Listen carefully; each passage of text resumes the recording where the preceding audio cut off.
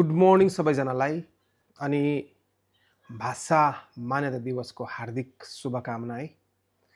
आजको दिन 1992मा हाम्रो नेपाली भाषाले भारतमा मान्यता पाएको थियो अनि यो दिन हाम्रो निम्ति एकदमै महत्त्वपूर्ण दिन हो। हामी यो दिन चाहिँ हाम्रो एकदमै नाक उच्च पारेर एकदमै नाक ठाडो पारेर हिँड्ने, शिर उठाएर हिँड्ने दिन हो अनि हामीलाई गर्व लाग्छ है।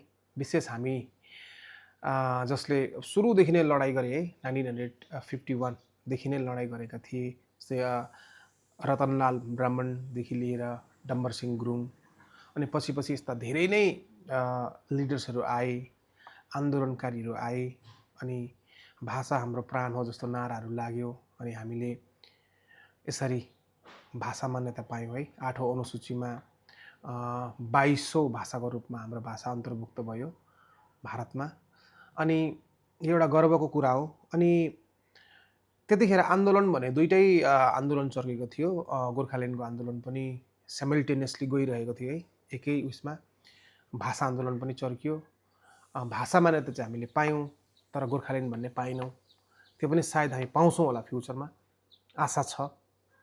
अनि भाषाको महत्त्व चाहिँ के छ भने मैले जहाँसम्म बुझेको छु हामी एकदमै थोरै छौँ नेपालीहरू है भारतमा, तर पनि हाम्रो साहित्य, हाम्रो जुन चाहिँ साहित्य कलाहरू छ, हाम्रो लेखनहरू छ, हाम्रो जति पनि विधाहरू छ है, नाटकदेखि लिएर कविता उपन्यासहरू जति पनि छ त्यसमा हामी निकै धनी नै छौँ है।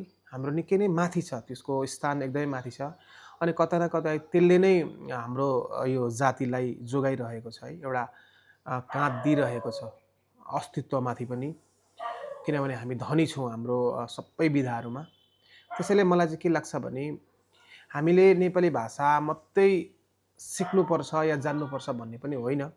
हामीले अरू भाषा पनि सिक्नुपर्छ, हामीले बेङ्गोली भाषा पनि बोल्न सक्नुपर्छ, हामीले इङ्ग्लिस पनि बोल्न सक्नुपर्छ, हामीले साद्री पनि बोल्न सक्नुपर्छ। हामीले सबै भाषा सिकेको राम्रो हो, तर हामीले मुख्य कुरा चाहिँ के हो भने हामीले हाम्रो भाषा चाहिँ हामीले शुद्ध बोल्नु चाहिँ सिक्नुपर्छ। मलाई जहाँसम्म लाग्छ शुद्ध बोल्नु या हामीलाई चाहिँ हाम्रो भाषाको लेखाइ, हाम्रो भाषाको बोलाइ, हाम्रो भाषाको व्याकरण चाहिँ हामीलाई थाहा हुनुपर्छ। त्यो चाहिँ एकदम मुख्य कुरा हो। अनि हाम्रो जति पनि लेखहरू छ त्यो चाहिँ हामीले पढ्ने आदत लाउनुपर्छ। त्यसरी नै हामी एकले हाम्रो भाषालाई जोगाउन सक्छौँ, मलाई जहाँसम्म लाग्छ है। अनि त्यही हो, भाषा हाम्रो प्राण हो।